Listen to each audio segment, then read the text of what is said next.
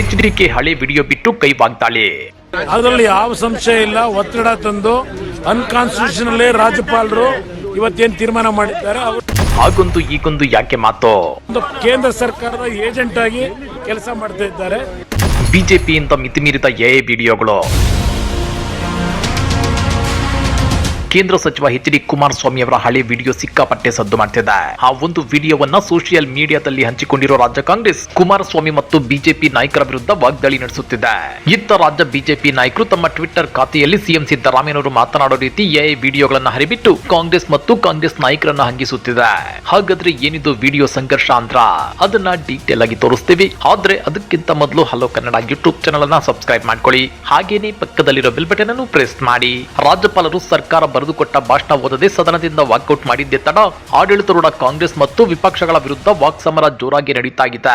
ರಾಜ್ಯಪಾಲರು ಮಾಡಿದ್ದು ತಪ್ಪು ಅಂತೇಳಿ ಕಾಂಗ್ರೆಸ್ ನಾಯಕರು ಸುಪ್ರೀಂ ಕೋರ್ಟ್ ಮೆಟ್ಟಿಲೇರಲು ಯತ್ನಿಸುತ್ತಿದ್ರೆ, ಇತ್ತ ಬಿಜೆಪಿ ನಾಯಕರು MLC BK ಹರಿಪ್ರಸಾದ್ ಅವರು ರಾಜ್ಯಪಾಲರಿಗೆ ಅವಮಾನ ಮಾಡಿದ್ದಾರೆ, ಹೀಗಾಗಿ ಅವರನ್ನ ಅಮಾನತು ಮಾಡಬೇಕು ಅಂತ ಆಗ್ರಹಿಸುತ್ತಿದ್ದಾರೆ. ಆದ್ರೆ JDS ಮಾತ್ರ ಕುಮಾರಣ್ಣ ರಾಜ್ಯ ರಾಜಕಾರಣಕ್ಕೆ ಎಂಟ್ರಿ ಕೊಟ್ರೆ ಕರ್ನಾಟಕ ರಾಜಕಾರಣದಲ್ಲಿ ಮಿರಾಕಲ್ಸ್ ನಡೆಯುತ್ತವೆ ಅನ್ನೋ ರೇಂಜ್ಗೆ ಕೊಂಡಾಡುತ್ತಿದ್ದಾರೆ.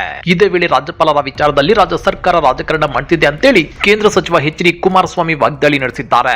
ತನ್ನ ವೈಫಲ್ಯಗಳನ್ನು ಜನರಿಂದ ಮರೆಮಾಚುವ ಉದ್ದೇಶದಿಂದ ರಾಜ್ಯ ಸರ್ಕಾರ ಜಂಟಿ ಅಧಿವೇಶನವನ್ನ ದುರುಪಯೋಗಪಡಿಸಿಕೊಂಡಿದೆ ಅಂತ ಆರೋಪಿಸಿದ್ದಾರೆ.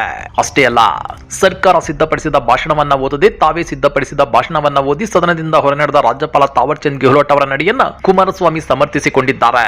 ಜೊತೆಗೆ ಈ ಸರ್ಕಾರದ ಸಣ್ಣತನದ ನಡವಳಿಕೆಯಿಂದ ಇಂತಹ ಒಂದು ಪ್ರಕರಣ ರಾಜ್ಯದಲ್ಲಿ ಮೊದಲ ಬಾರಿಗೆ ನಡೆದಿದೆ ಅಂತಾನೂ ಅಸಮಾಧಾನ ವ್ಯಕ್ತಪಡಿಸಿದ್ದಾರೆ. ಬೀದಿಯಲ್ಲಿ ಚರ್ಚೆ ಮಾಡುವಂತಹ ವಿಷಯಗಳನ್ನ ಈ ಸರ್ಕಾರ ಮತ್ತು ಅದರ ಸಚಿವರು ರಾಜ್ಯಪಾಲರ ಮುಖಾಂತರ ವಿಧಾನಸಭೆಯಲ್ಲಿ ಹೇಳಿಸಬೇಕು ಅಂತ ಬಯಸಿದ್ರು. ಹೀಗಾಗಿ ಈ ಘಟನೆ ನಡೆದಿದೆ. ಒಟ್ಟಾರೆ ಈ ಸರ್ಕಾರ ತನ್ನ ತಪ್ಪುಗಳನ್ನ ಮರೆಮಾಚಲು ಜಂಟಿ ಅಧಿವೇಶನ ದುರುಪಯೋಗ ಪಡಿಸಿಕೊಂಡಿದೆ ಅಂತೇಳಿ ಕುಮಾರಸ್ವಾಮಿ ಆರೋಪಿಸಿದ್ದಾರೆ.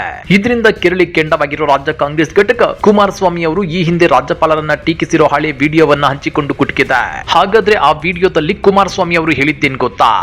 ಅದರಲ್ಲಿ ಯಾವ ಸಂಶಯ ಇಲ್ಲ. ಒತ್ತಡ ತಂದು ಅನ್ಕಾನ್ಸ್ಟಿಟ್ಯೂಷನಲ್ ರಾಜ್ಯಪಾಲರು ಇವತ್ತೇನು ತೀರ್ಮಾನ ಮಾಡಿದ್ದಾರೆ. ಅವರು ಒಂದು ಕೇಂದ್ರ ಸರ್ಕಾರದ ಏಜೆಂಟ್ ಆಗಿ ಕೆಲಸ ಮಾಡ್ತಾ ಇದ್ದಾರೆ. ಆ ಒಂದು ರಾಜಭವನದ ಘನತೆಯನ್ನ ಇವತ್ತು ಸಂಪೂರ್ಣವಾಗಿ ಹಾಳು ಮಾಡಿದ್ದಾರೆ. ನೋಡಿದ್ರಲ್ವಾ, ಈ ಹಿಂದೆ HD ಕುಮಾರಸ್ವಾಮಿ ಅವರು ರಾಜ್ಯಪಾಲರನ್ನ ಕೇಂದ್ರದ ಏಜೆಂಟ್ ಅಂತೇಳಿ ಟೀಕೆ ಮಾಡಿದ್ರು.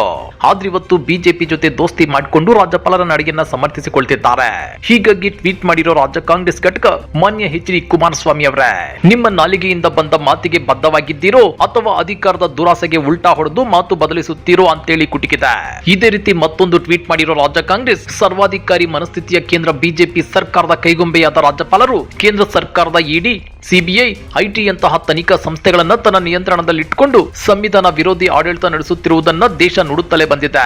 ಈಗ ರಾಜ್ಯಪಾಲರನ್ನ ತನ್ನ ತಾಳಕ್ಕೆ ತಕ್ಕಂತೆ ಕುಣಿಯುವ ಕೈಗೊಂಬೆ ಮಾಡಿಕೊಂಡಿದ್ದು ಪ್ರಜಾಪ್ರಭುತ್ವ ವ್ಯವಸ್ಥೆ ವಿರೋಧಿ ನೀತಿ ಪ್ರದರ್ಶಿಸುತ್ತಿದೆ ಅಂತೇಳಿ ಕುಟುಕಿದೆ. ಇನ್ನ ರಾಜ್ಯ ಕಾಂಗ್ರೆಸ್ ಸರ್ಕಾರ ವಸ್ತುನಿಷ್ಠ ಹಳೆಯ ವಿಡಿಯೋಗಳನ್ನು ಇಟ್ಕೊಂಡು ವಿಪಕ್ಷಗಳ ವಿರುದ್ಧ ಹರಿಹಾಯುತ್ತಿದ್ರೆ, ಇತ್ತ ರಾಜ್ಯ ಬಿಜೆಪಿ ಘಟಕ ತನ್ನ X ಖಾತೆಯಲ್ಲಿ ಸಿದ್ದರಾಮಯ್ಯ ಮತ್ತು ರಾಜ್ಯ ಕಾಂಗ್ರೆಸ್ನ ಪ್ರಮುಖ ನಾಯಕರ ವಿಡಿಯೋಗಳನ್ನ ಸೃಷ್ಟಿ ಮಾಡಿ ಹಂಗಿಸುತ್ತಿದೆ. ಈ ವಿಡಿಯೋಗಳು ಸರ್ಕಾರದ ಇಮೇಜ್ ಅನ್ನ ಸಿಕ್ಕಾಪಟ್ಟೆ ಡ್ಯಾಮೇಜ್ ಮಾಡ್ತೇವೆ. ಹೀಗಾಗಿ ರಾಜ್ಯ ಸರ್ಕಾರ ಇಂಥ ವಿಡಿಯೋಗಳಿಗೆ ಆದಷ್ಟು ಬೇಗ ಕಡಿವಾಣ ಹಾಕುತ್ತಾ ಇಲ್ಲ ಮೋದಿ ಮತ್ತು ರಾಜ್ಯ ಬಿಜೆಪಿ ನಾಯಕರ ವಿಡಿಯೋಗಳನ್ನ ಬಿಟ್ಟು ಬಿಜೆಪಿ ನಾಯಕರಿಗೆ ಟಕ್ಕರ್ ಕೊಡುತ್ತಾ ಅನ್ನೋದನ್ನ ಕಾದು ನೋಡಬೇಕಾಗಿದೆ.